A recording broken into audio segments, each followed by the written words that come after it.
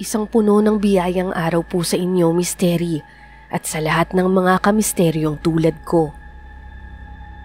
Ito po ang kauna-unahan kong pagtatangkang ibahagi ang karanasan kong matagal ko nang itinagong mabuti sa aking puso. Sa totoo lang po, nagpatulong pa ako sa aking anak upang maisalaysay ito at maipadala sa inyo sapagkat matagal ko na itong pilit kinakalimutan. Ngunit sadyang mapaglaro ang alaala, Misteri. May mga gabing bigla na lamang itong bumabalik, lalo na't nakasanayan na ng aking anak na makinig sa inyong mga kababalaghan. Tuwing gabi kasi, pagkarating pa lang niya mula sa trabaho, agad siyang dudukwang sa kanyang cellphone at magsisimulang makinig ng mga kwento ninyo. Hindi ko maikakaila, nadadamay na rin ako sa kanyang pagkahumaling. Pati nga po ang asawa ko, napapasabay na rin sa pakikinig at sabay-sabay kaming namamangha sa sari-saring karanasan ng iba't ibang tao. Hindi ko tuloy maiwasang balikan ang sarili kong karanasan. Isang kwentong ngayon ko lamang buong tapang na naikwento pati sa anak ko at ngayoy ibabahagi ko rin sa inyo.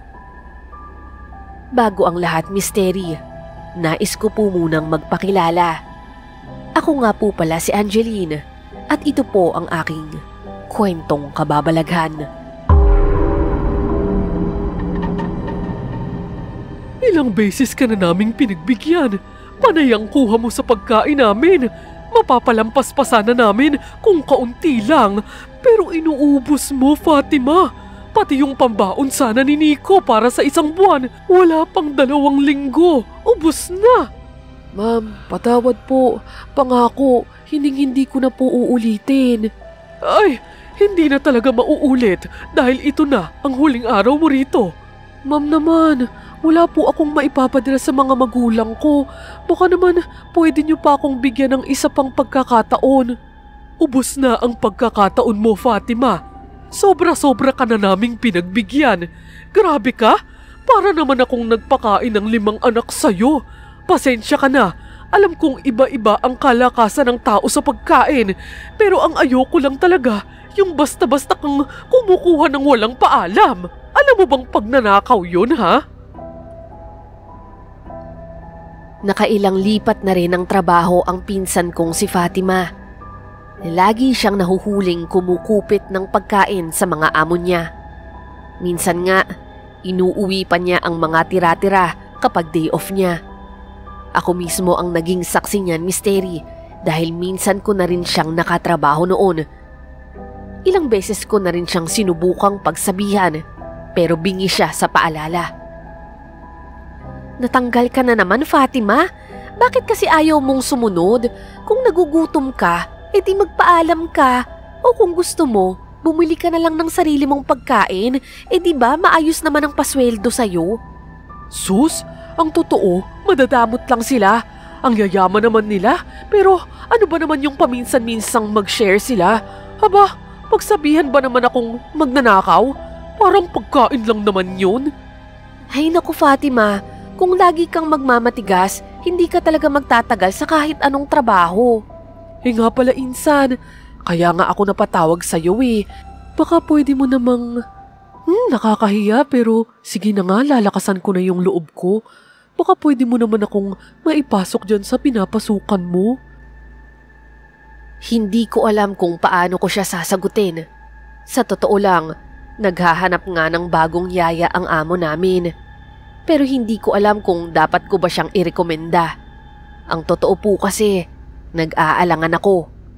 Baka ako pa ang mapahiya sa aking amo at sa pamilya nila, lalo na't bago pa lang din ako sa trabaho. Magli5 buwan pa lamang po ako noon at ayokong masira agad ang tiwala nila sa akin.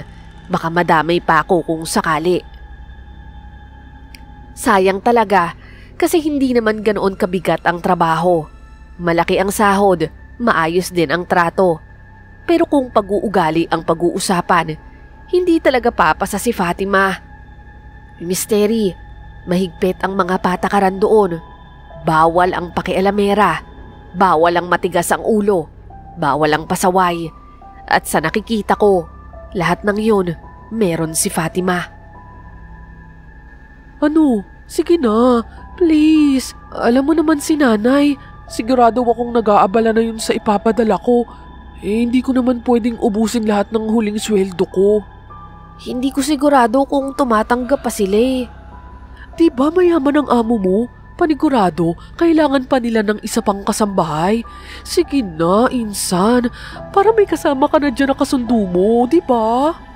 O siya, sige. Babanggitin ko na lang kay ma'am. Pero sinasabi ko sa'yo, Fatima, mahigpit dito. Unang pagkakamali mo pa lang, tanggal ka kaagad. At utang na loob, sumunod ka naman kasi baka pati ako madamay. Alam mo naman na ang dami kong kapatid na sinusuportahan. Oo, promise. At saka, magda-diet na rin naman ako. Iiwasan ko na yung pagkain ng marami. Huwag kang mag-alala. Dahil na rin sa pangungulit at pangako niya, aaminin ko, naawa rin talaga ako sa pinsan ko. Kaya't pinasok ko siya sa pinagtatrabahuhan ko. Ang mga amo ko ay sina Sir Gary, Ma'am Valerie at baby nilang si Yana. At si Jacob, ang binatilyong anak ni Sir Gary sa una niyang asawa. May kasama rin akong isa pang kasambahay, si Manang Dolor, na itinuturing na parang mayordoma ng pamilya. Bata pa lang po kasi si Sir Gary, kasama na niya si Manang Dolor, kaya hindi namin siya kapantay. Parang nanay na ang turing sa kanya ng aming mga amo, kaya parang amo na rin namin siya kung tutuusin. Si Mang Pakito naman ang aming tagaluto at ako ang tagalinis at tagalaba. May driver din na si Mang Lenorio pero bihira ko lang siyang makasalumuha dahil madalas siyang kasama ni Sir Gary sa trabaho.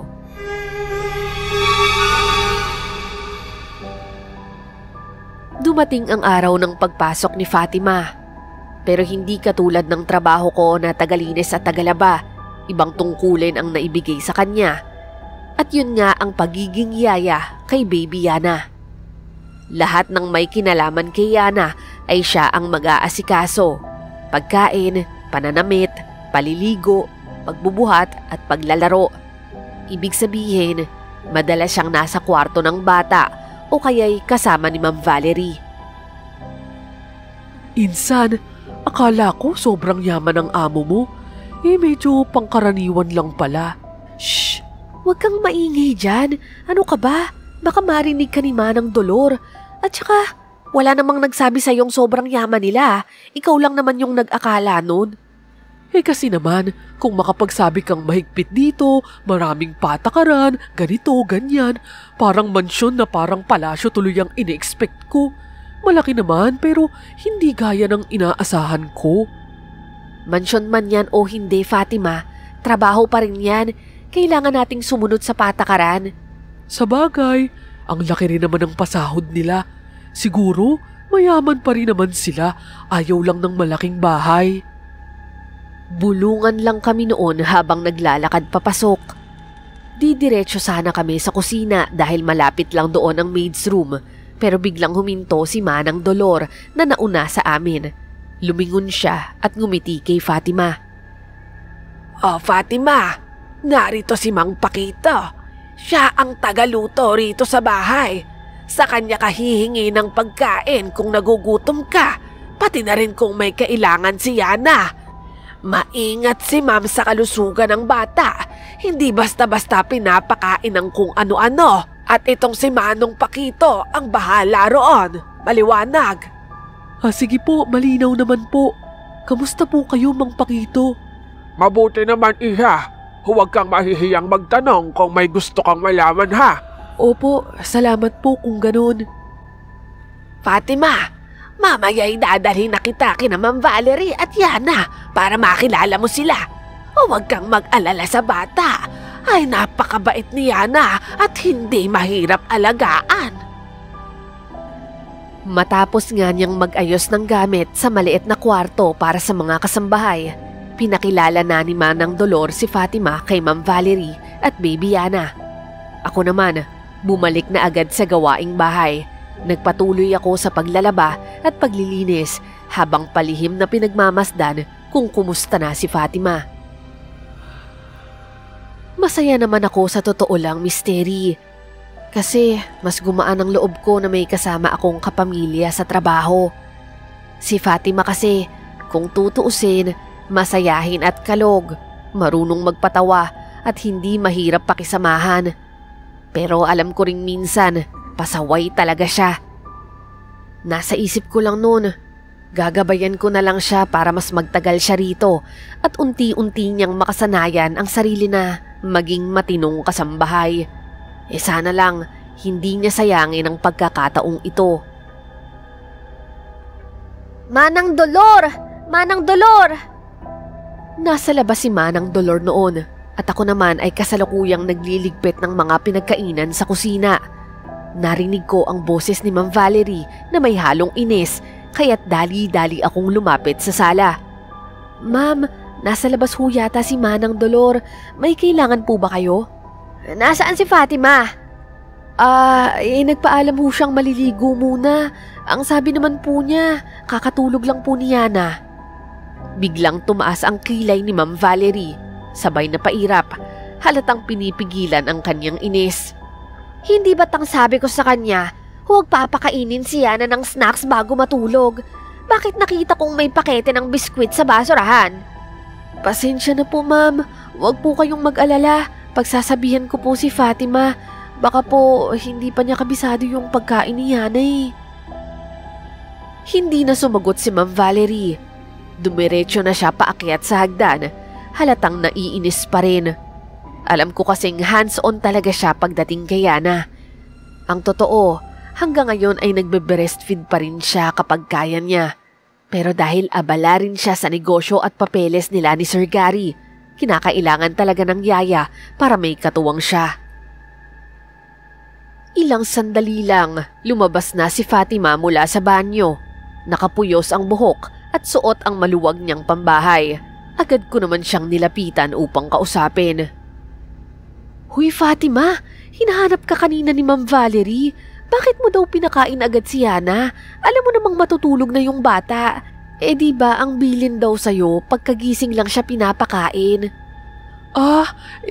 Akala ko kasi hindi na siya makakatulog, kaya pinakain ko na. Mukhang gutom na kasi. Hoy, umamin ka sa akin, Fatima.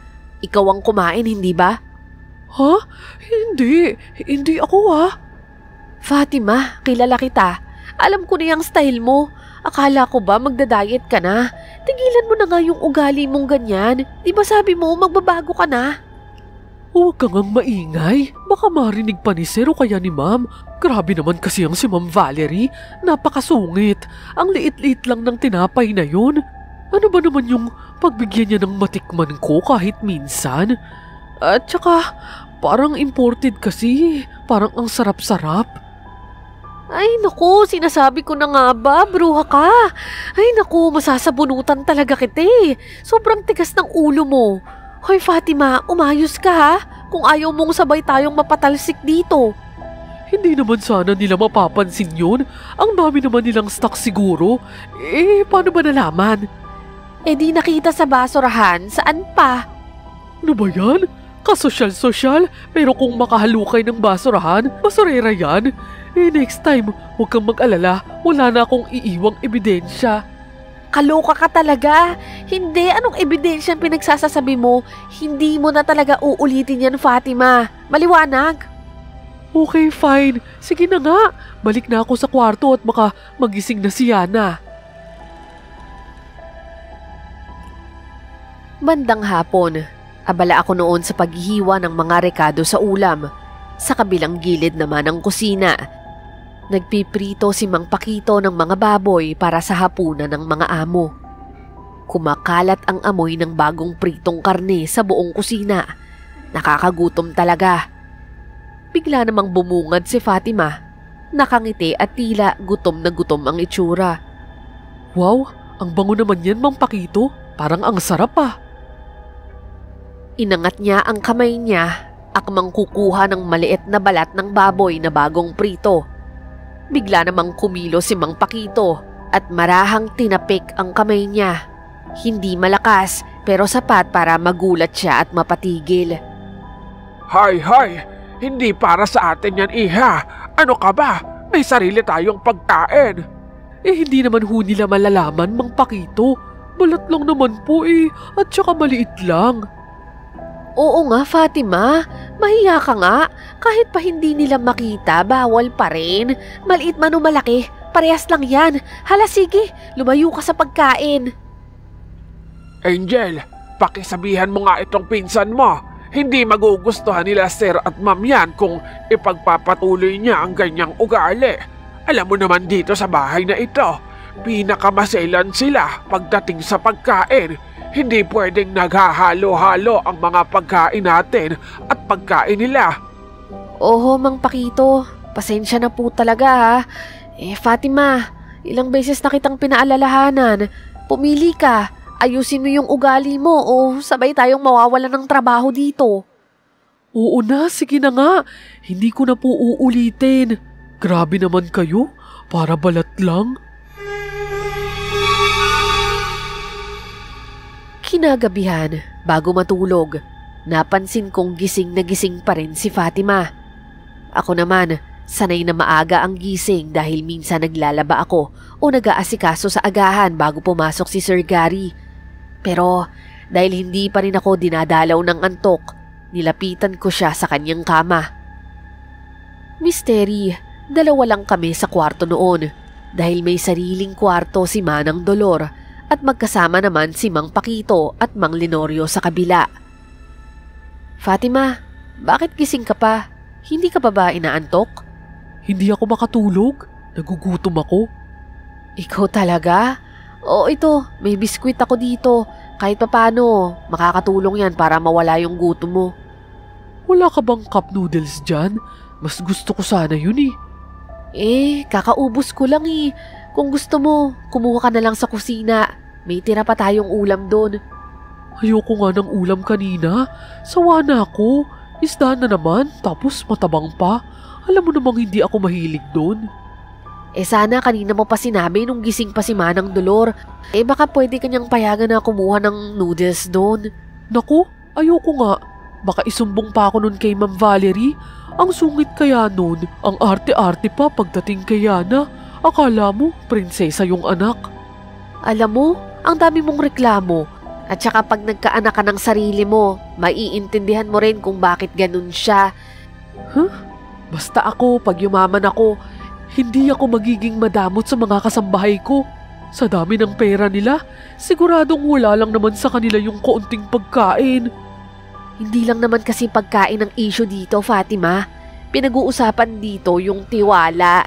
Paano kanila pagkakatiwalaan kung kahit maliit na bagay, kinukupit mo? Basta parang ang unfair lang. Tingnan mo, may sarili silang ulam, sila lang ang kumakain. Tayo, iba yung pagkain. Si Manang Dolor, may espesyal din na ulam. Hoy, huwag mong itulad sa atin si Manang Dolor. Matagal na siya rito at saka parang nanay na nila yon. Baka nga mas mahal pa nila yun kaysa sa ibang kamag-anak. Pasalamat ka nga, napakabait nun sa atin Oo na, mabait na si Manang. Pero malay ko ba kung sumbongera naman pala pag nakatalikod? Nakita ko nga kanina nag-uusap sila ni Sir Gary. Halos magbulungan na. Ang seryoso pa ng mga mukha nila. Tingin ko, sinusumbong na nila yung isa sa atin. Talaga ba? Aba, lagot ka. Magbalot-balot ka na ngayon pa lang. Bakit naman? Hindi pa nga natin alam kung ano yung pinag-uusapan nila. Di ba ikaw mismo nagsabi, nagsusumbong na siya sa isa sa atin? Sino ba yung pasaway sa ating dalawa? Di ikaw. Grabe ka naman sa akin. Ay nako, pinakaba mo ko dun sa sinabi mo. Nawala na tuloy yung gutom ko. Makatulog na nga lang. Natawa na lang ako na bumalik sa higaan ko. Sa totoo lang, sinadya ko talaga yon, Misteri, para kahit minsan makaramdam naman siya ng kaba. Isang gabi, Habang nagliligpit ako ng mga pinagkainan at naglilinis din ng mga gamit ni Yana, si Fatima, ay biglang lumabas sa kanyang kwarto si Jacob, ang 22 anyos na anak ni Sir Gary. May dala itong polo at pantalon. Angel, paki-plancha naman tong damit ko. Kailangan ko na kasi bukas. Sige. Planchain ko na ngayon tapos dalhin ko na lang sa kwarto mo. Bukas na ba o ngayon na? Matutulog ka na ba? Hindi pa naman. Sige, antayin ko na ngayong gabi. Salamat Pag-alis niya, agad kong tinabi ang mga damit sa isang tabi ng lamesa para hindi ito madumihan habang nagliligpit pa ako ng lamesa. Nang makasigurong wala na si Jacob sa paligid, agad nagsalita si Fatima na kanina pa tahimik pero nakikinig pala. Ang gwapo talaga ni Jacob, ano? Sa pagkakaalam ko, 2 taon lang naman yung tanda ko sa kanya. Pwede na. Ha? Anong pwede na?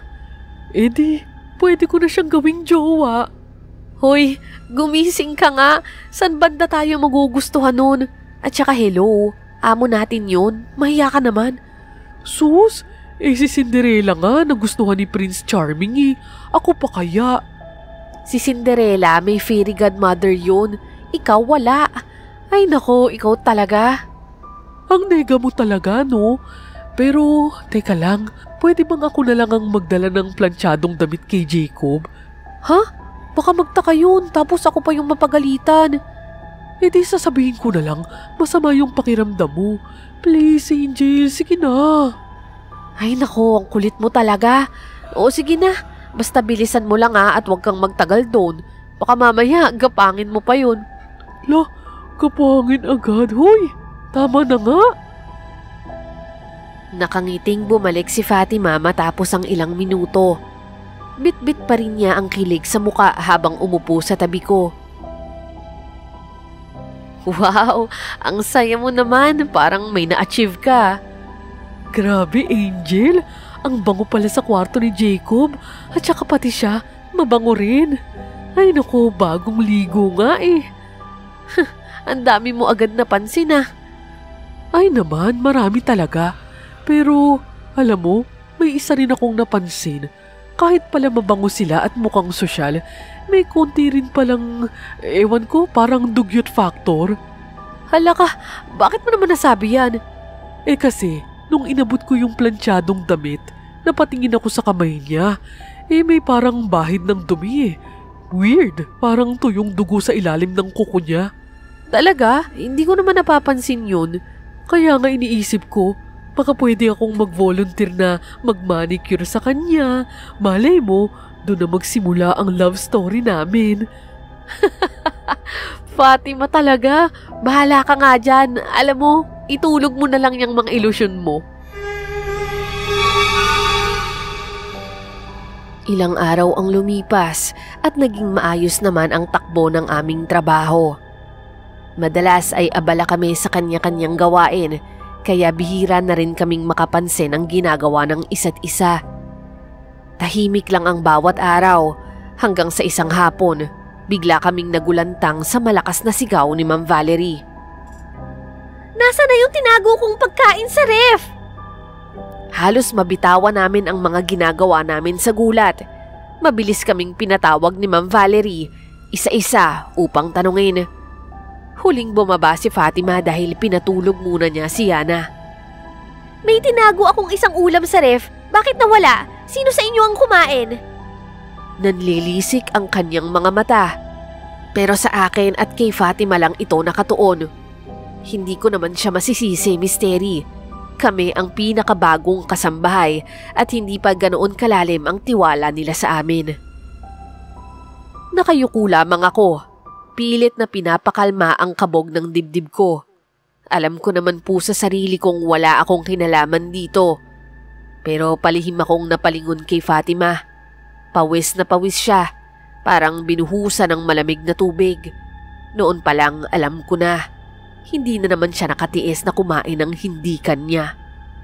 Ganon, ayaw niyong umamin. Alam niyo ba kung gaano kamahal ang karneng ginamit ko ron? Ako mismo ang nagluto nun at para yun sa isang mahalagang bisita. Pero sige, kung ganyan na ayaw niyong umamin Huwag na kayong pumasok bukas. Napakagat ako sa labi at halos maiyak sa pagkabigla. Ayokong mawala ng trabaho. Magmamakaawa na sana ako. Handa akong hilingin na bigyan kami ng pangalawang pagkakataon. Pero bigla, may naunang magsalita. Valerie, iha! Ako ang kumain ng luto mong ulam. Pasensya ka na. Hindi ko agad naisip na iyon pala ang tinutukoy mo. Akala ko kasi yun ang ulam na itinabi ko rin.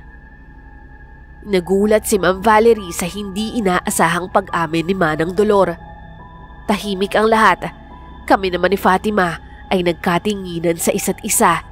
Hindi namin mawari kung nakahinga ba kami ng maluwag o lalo lang kaming nalito sa biglaang pag-ako ng matanda. Hindi nakasagot pa noon si Ma'am Valerie. Malaki rin ang paggalang niya kay Manang Dolor. Kung kayo po ang kumain, kalimutan niyo na lamang po yung mga sinabi ko. Sabay lingon ito sa amin, lalo na kay Fatima na tinapunan niya pa ng masamang tingin bago tuluyang umalis. Bago pumanik, nagbilin pa itong ihanda na ang kanilang pagkain. Nang makalayo-layo na si Ma'am Valerie, nagsimulang magsalita si Mang Pakito. Alam ko, isa sa inyo ang kumuha nun at hindi iyon si Manang Dolor. Hayaan mo na, Pakito. Kawawa naman sila. Baka mapatalsik sila rito.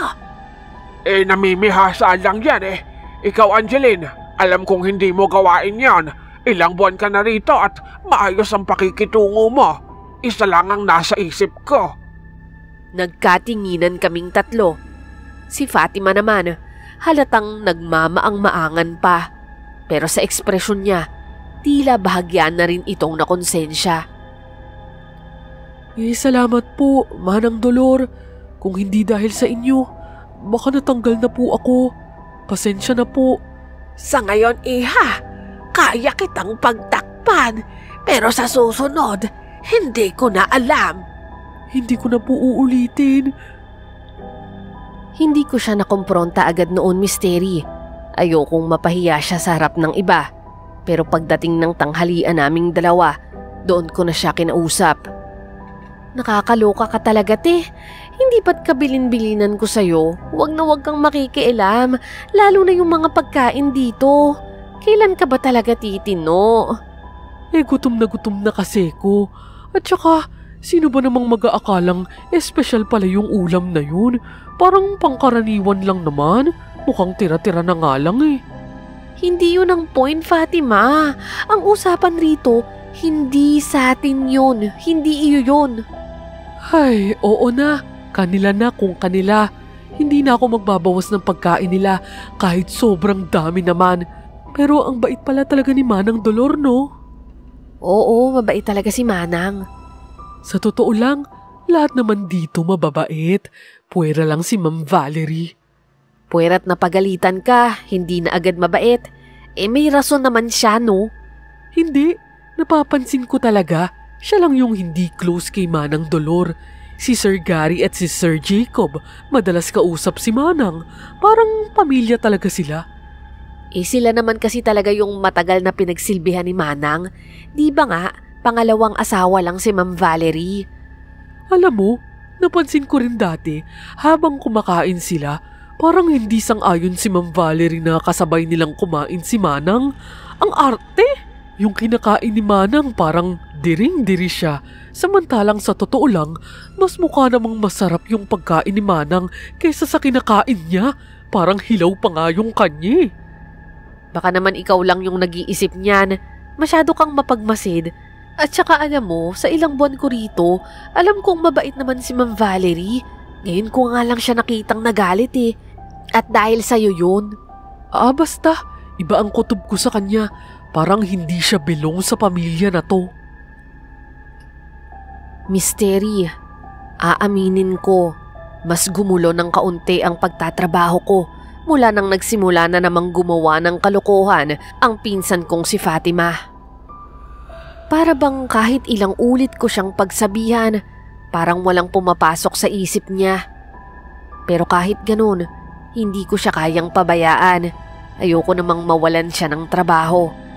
Aaminin ko rin, nahihirapan na rin akong bantayan ang bawat kilos niya para lang hindi siya magkamali.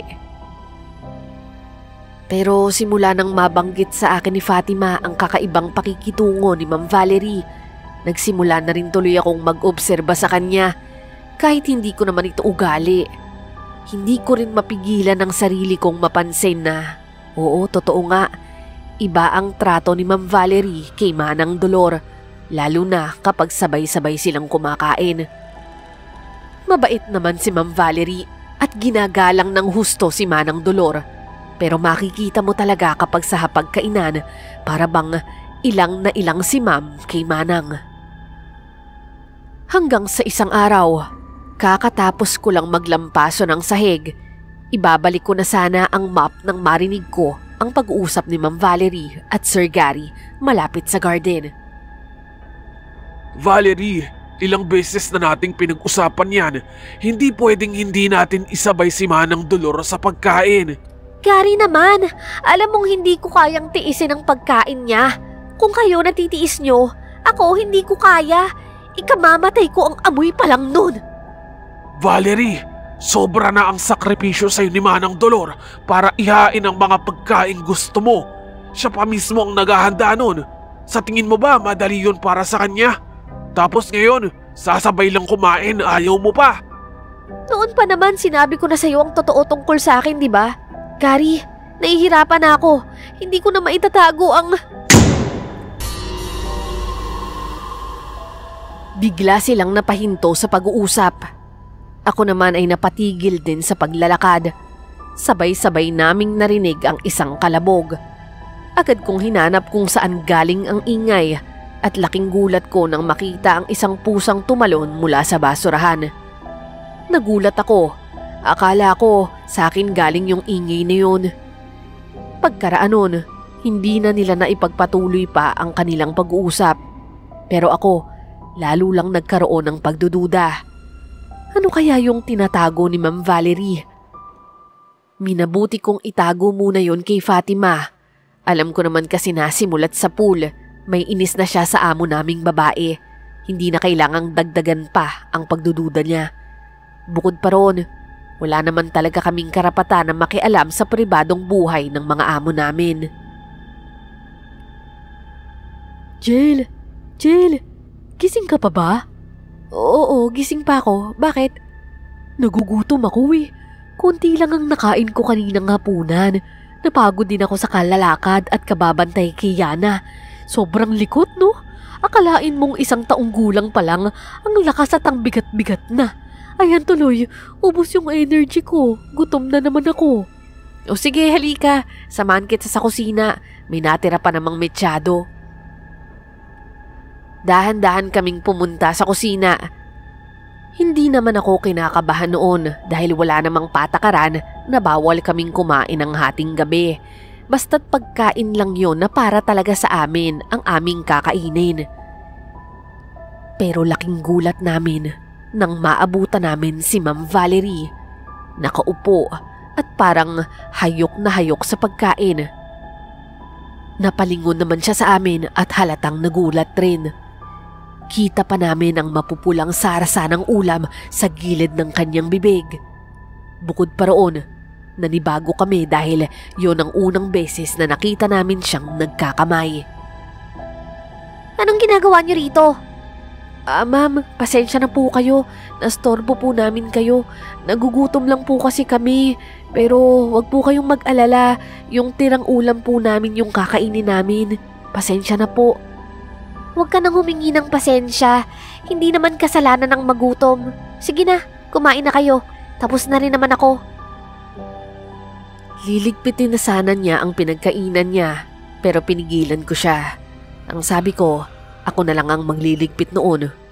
Tumango naman siya at agad na nagpunas ng bibig, nagugas ng kamay at tahimik na bumalik sa kanyang kwarto. Nakita mo yun? Grabe! Parang patay gutom din pala si Ma'am pag kumain. Daig pa niya ako. Baka naman katulad mo, nagutom lang din siya ngayong gabi. Parehas lang kayo. Mas may finesse naman akong kumain kaysa sa kanya, no? Grabe, ang lalaki ng buto ng kinain niya. Gutom na gutom yarn. Hindi ko na siya pinansin pa. Kinuha ko na lang ang natirang ulam at ininit iyon. Pagkahain ko kay Fatima, bigla siyang nagreklamo. Hala, yan lang palang tirang ulam? Kulang yan. Oo, yan lang talaga eh.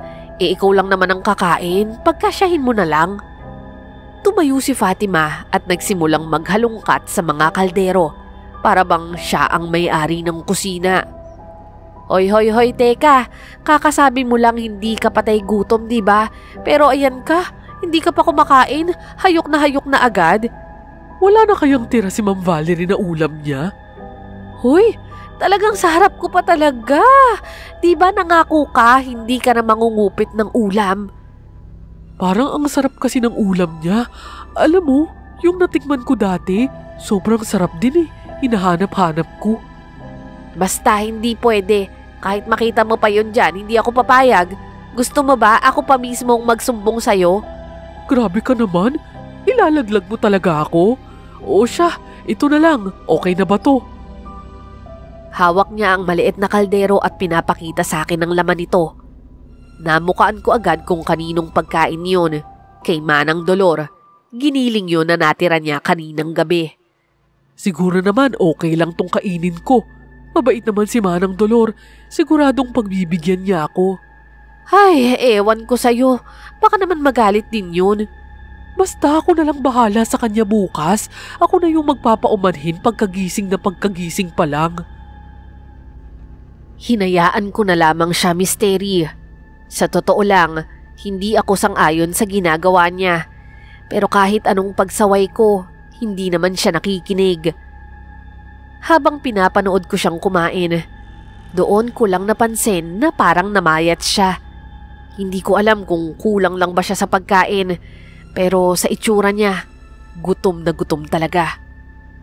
Siguro sa mga dati mong amo, ang dami-dami mong nakakain. Oo. Kasi yung mga snacks ng alaga ko, nakakain ko. Biskuit, cupcake, at saka yung mga chocolate drinks nila. Dito, walang ganun eh. Kaunti lang, tapos bilang na bilang pa. Yung iniinom naman ni Yana, mixed fruits daw, sabi ni Ma'am Valerie.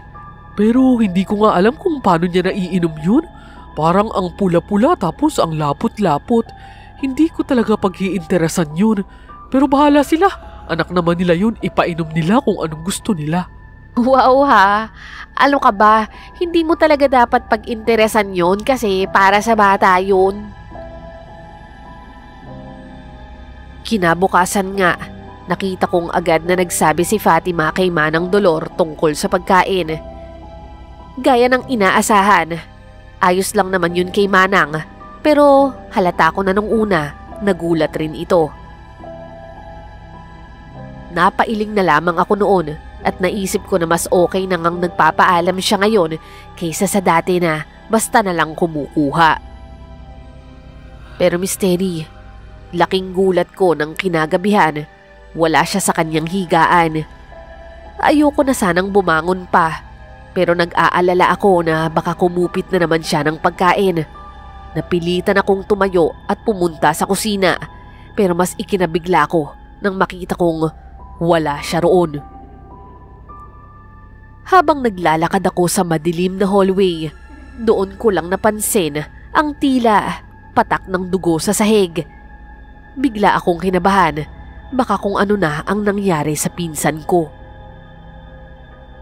Sinilip ko ang sala, ang banyo at iba pang parte ng bahay, pero wala si Fatima. Hanggang sa isang anino ang nakita kong dumaan sa labas ng bintana. Doon ko naisip, baka naman lumabas lang siya para magpahangin. Lumabas naman ako mula sa bahay. Sa gitna ng damuhan, namataan ko ang isang figura na parang nakaupo sa sahig. Dahan-dahan akong lumapit rito at habang papalapit ako, unti-unti ko siyang nakikilala. Fatima? Fatima, ikaw ba yan? Anong ginagawa mo dyan? Bahagyang naaaninagan siya ng ilaw mula sa poste sa kalsada at sa ilaw sa loob ng bahay.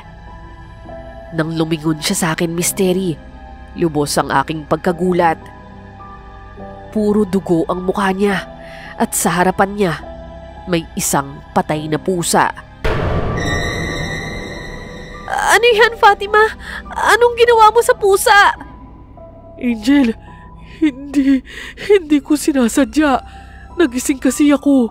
May narinig akong kaluskos. Tapos nakita ko tong pusa.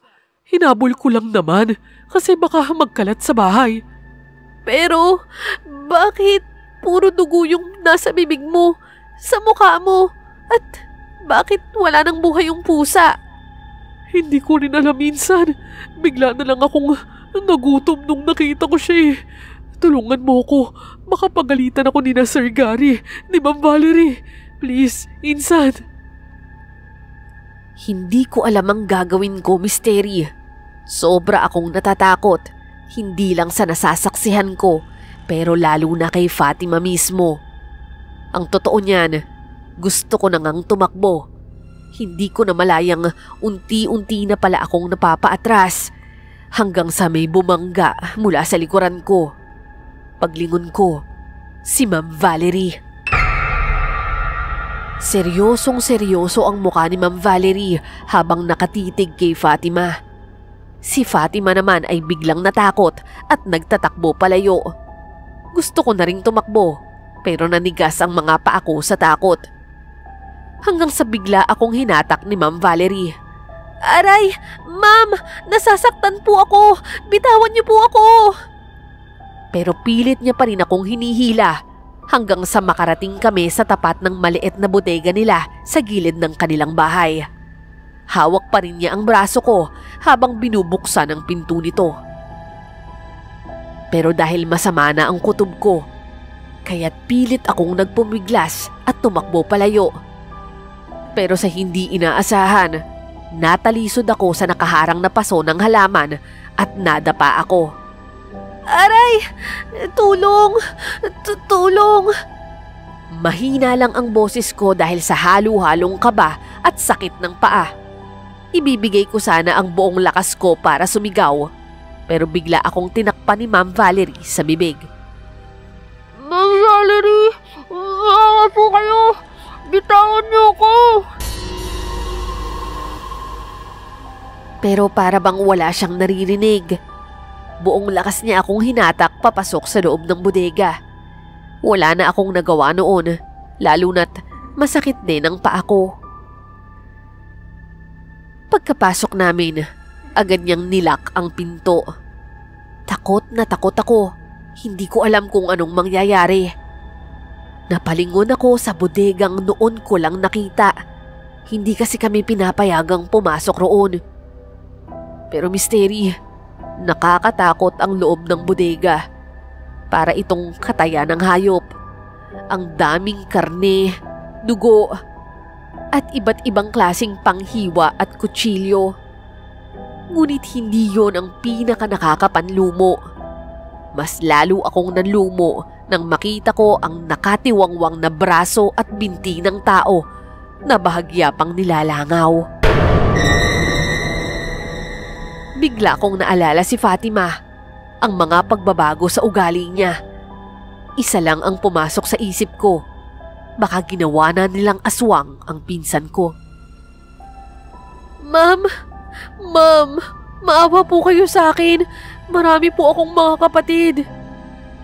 Angel, hindi ba't sinabi ko sa inyo, huwag na huwag kayong makikialam ng pagkain ng may pagkain? Patawad po, ma'am, kung kinain man ni Fatima yung pagkain niyo. Hindi ang pagkain ko ang tinutukoy ko. Ang pagkain ni Manang Dolor. Gulat na gulat ako at hindi ko rin gaanong maintindihan ang gustong palabasin ni Ma'am Valerie. Ano pong ibig niyong sabihin, ma'am?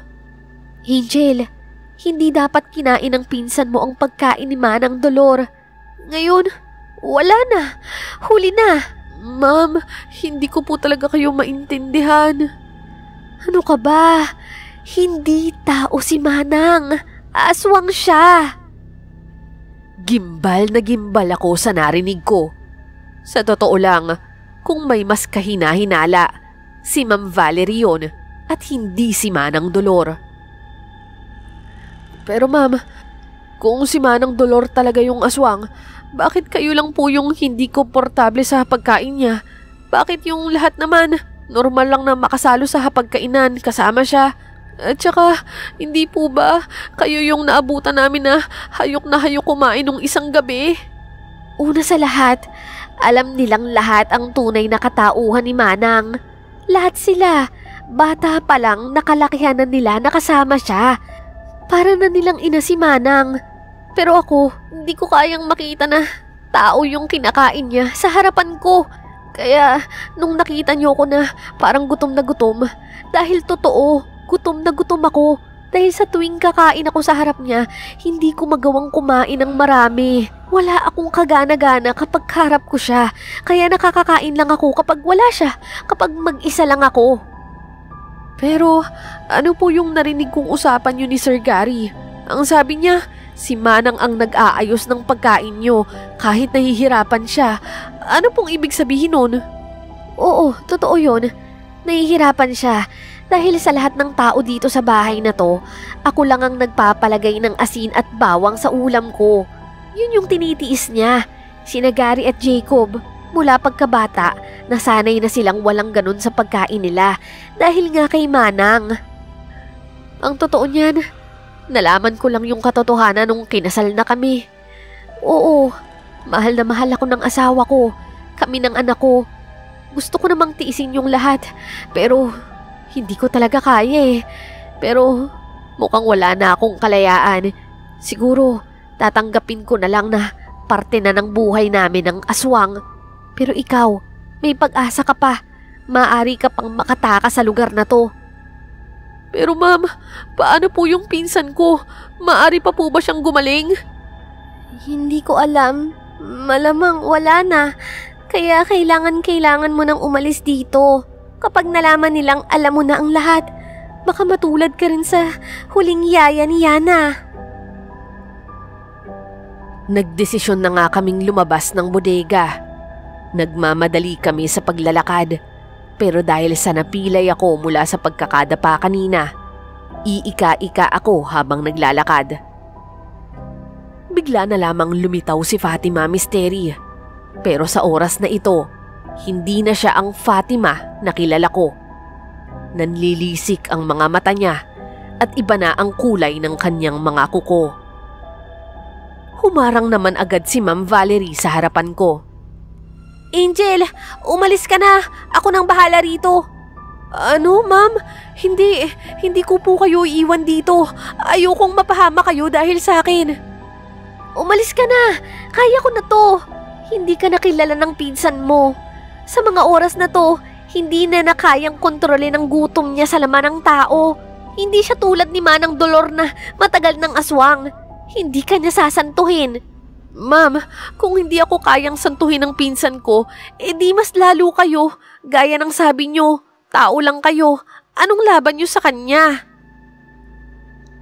Pero Misteri, wala na kaming panahon pang tapusin ang aming usapan. Papalapit na si Fatima. Tumakbo na siya paharap sa amin. Halos pasugod na. Nang biglang may humampas sa kanya ng ubod ng lakas. Namihagi si Fatima at pagbagsak niya sa lupa, hindi na siya nakabangon. Nawalan siya ng malay. Si Manang Dolor Misteri, napakalakas niya. Wala ni bahid ng pagiging matanda. Mahahaba ang kanyang mga kuko at parang humaba rin ang mga bias niya. Madilim ang kanyang muka habang nakatingin siya sa amin ni Valerie. Manang Dolor! Tumabi ka riyan, Valerie, kung ayaw mong masaktan.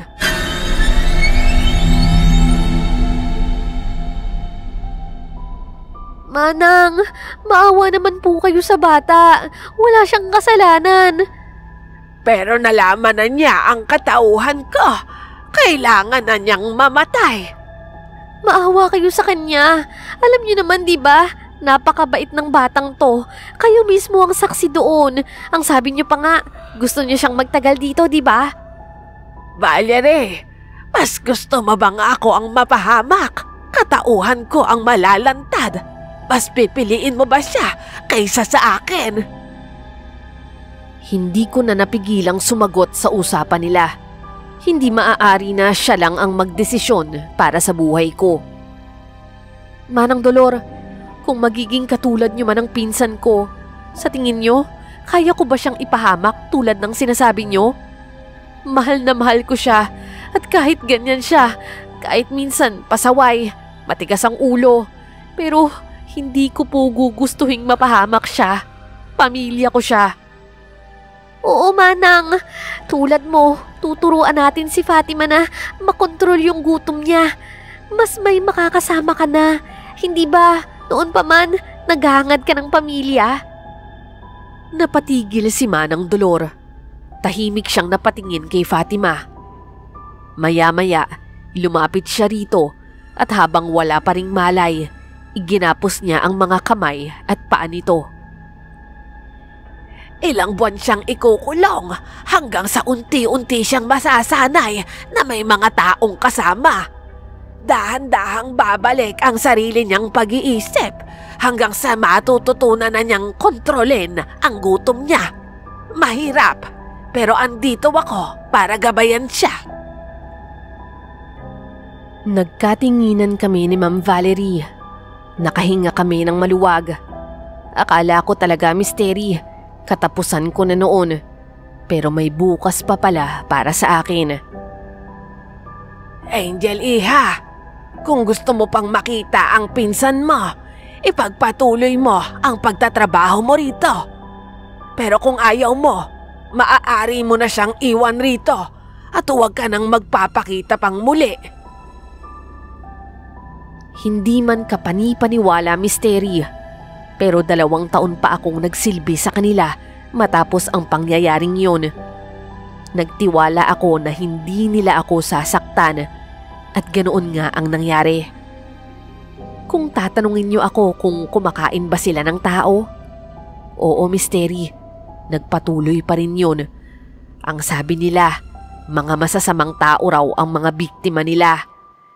Pero ayaw na naming alamin ni Ma'am Valerie ang totoo. Selfish man pakinggan, pero pinili na lang naming paniwalaan yun para sa ikatatahimik ng aming kalooban. Matapos ang 2 taon, maayos akong nagpaalam sa kanila. Ang sabi ko, mag-aasawa na ako. Pero ang totoo, hindi ko na rin talaga kayang matagalan ang uri ng buhay na meron sila. Hindi ko kailanman makakasanayan yun. Si Ma'am Valerie naman ay nanatili roon kasama ang kanyang pamilya. Siya rin ang patuloy na nagpapadala ng pera sa pamilya ni Fatima. Hanggang dito na lamang po ang aking kwento, Misteri. Oo, unti-unting bumalik ang wisyo ni Fatima. Nagkakausap na po kami ng maayos. Nagkakatawanan pa nga kung minsan. Pero alam kong malaking pagbabago na ang nangyari sa kanya at hinding-hindi na babalik ang dating pagkatao ng pinsan ko.